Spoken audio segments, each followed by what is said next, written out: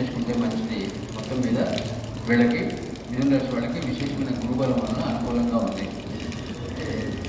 కర్కటక రాశి, ఈ కర్కటక రాశి అంటే పునర్వసు 4వ పాదం, పుష్యమి, ఆశ్లేష నక్షత్రం కలిసి కర్కటక రాశి అవుతుంది. ఈ కర్కటక రాశి ప్రస్తుతం గురువు వెయ్యిల్లో అంతంత మాత్రంగా ఉంది జూన్ వరకు. జూన్ నుంచి ఈ యొక్క జన్మరాశిలో గురువు రావడం మూలంగా గురుబలం వస్తుంది 2 ఏళ్ల పాటు. అందువల్ల ఈ సంవత్సరము వచ్చే సంవత్సరము కర్కటక రాశి వాళ్ళకి మంచి గురుబలం ఉంటుంది. అనుకున్న పనులన్నీ కూడా చక్కగా అవుతాయన్నమాట. తర్వాత రాహుకేతు గ్రహాలు అంత బాగలేవు.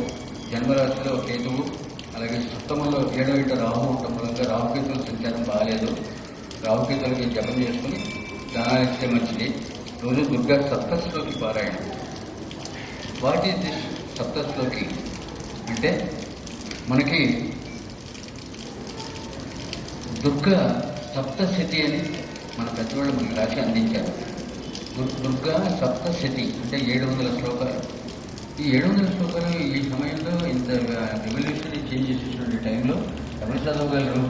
అందువలన 100 సంవత్సరాలకి ఒక శ్లోకం చొప్పున, 100 శ్లోకాలకి ఒక సంవత్సరం చొప్పున, ఒక శ్లోకం చొప్పున 700 శ్లోకాలకి 7 శ్లోకాలు చదువుకుంటాడు ఆయన అని చెప్పారు.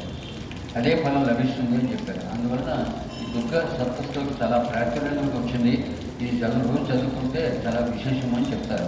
దుర్గా సప్తశ్లోకి మీ గూగుల్ కొడితే చక్కగా వస్తుంది. గూగుల్లో మీ చేతిలోనే మీ యొక్క దేవుడు ఉన్నాడు. అందువల్ల చక్కగా గూగుల్లో చూసుకోండి. దుర్గా సప్తశ్లోకి పారాయణ చేస్తే మంచిది. మనకి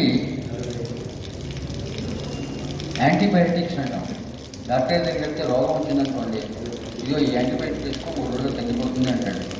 అలాగే ఈ యొక్క జ్యోతిష్యంలో కొన్ని గ్రహాల అనుకూలత ఉండవు. శని, రాహు, కేతువు, గురువు వీళ్ళ అనుకూలత ఉండదు. ఒకప్పుడు ఈ సంచారంలో ఒకటి ప్లస్ పాయింట్ వస్తే ఒకటి మైనస్ పాయింట్ వస్తుంది. వీటి మిటిగేషన్ ఏం చేయాలి? వీటికి కూడా మన వాళ్ళు సొల్యూషన్స్ చెప్పారు. రాహుకి దుర్గా ఎక్కువగా పూజ చేసుకోమని చెప్పారు. కేతువుకి సూర్య నమస్కారం చేసుకోమన్నారు. బుధుడికి విష్ణు సహస్రనామం చదువుకోమన్నారు. బుధుడు సరిగా లేడనుకోండి, వ్యాపారం సరిగా ఉండదు. బుధుడు పెద్ద వ్యాపారి, కామెడీ. అందువలన లావాదేవీలు, బ్యాంకింగ్లు ఇవన్నీ కూడా బుధుడు వల్ల జరుగుతూ ఉంటాయి.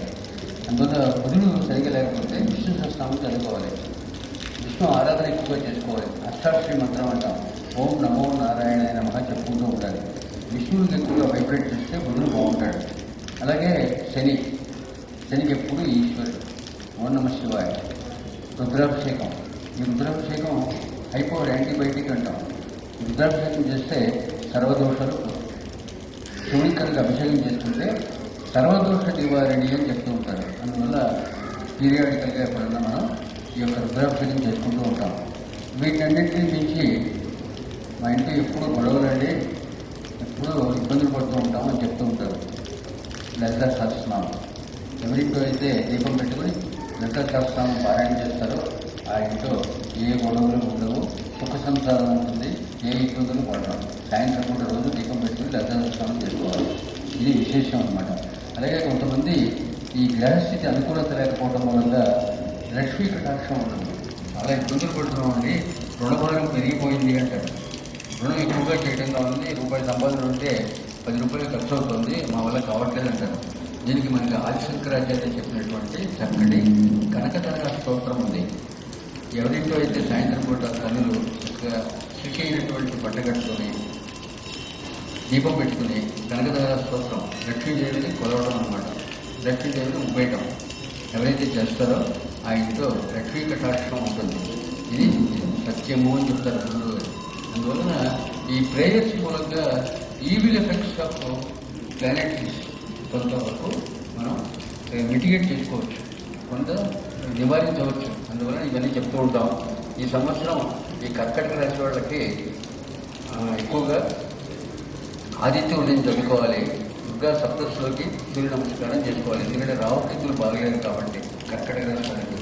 అలాగే తులారాశి వాళ్ళకి కూడా ఈ సంవత్సరం గురుగ్రహం 11వ ఇంట 9వ ఇంట సింహరాశికి ఈ రాశి వారికి గురుగ్రహం 11వ ఇంట అంటే ఏకాదశి స్థానం చాలా విశేషం అన్నమాట. అన్ని గ్రహాలు కూడా ఏకాదశి స్థానం అంటే 11వ ఇంట చక్కగా లాభకరంగాను మేలు చేస్తాయన్నమాట. ప్రతి అందువల్ల ఈ సంవత్సరం సింహరాశి వాళ్ళకి 11వ ఏకాదశి స్థానంలో గురువు చాలా విశేషం మే వరకు. ఆ తర్వాత వ్యయంలో గురువు అంతంత మాత్రంగా ఉంటుంది. అలాగే మొత్తం మీద విదేశ ప్రయాణాలు తీర్థయాత్రలు ఎక్కువగా చేస్తారు ఈ సింహరాశి వాళ్ళు. తర్వాత గురుబలం తగ్గింది కాబట్టి జూన్ నుంచి గురువుకి గురుగ్రహ శాంతి చేసుకోవాలి. తర్వాత శని 8వ ఉన్నారు, అందువల్ల ఆరోగ్యం జాగ్రత్తగా చూసుకోవాలి. అష్టమ శని అంటాం. అష్టమ శనిలో ఆరోగ్యం పడుతూ ఉంటుంది ఈ సింహరాశి వాళ్ళకి. అందువలన ఈ శని కూడా గ్రహశాంతి చేసుకోవాలి, నువ్వులు దానం ఇవ్వాలి, ఈశ్వర ఆరాధన ఎక్కువగా చేసుకుంటూ ఉండాలి సింహరాశి వాళ్ళకి.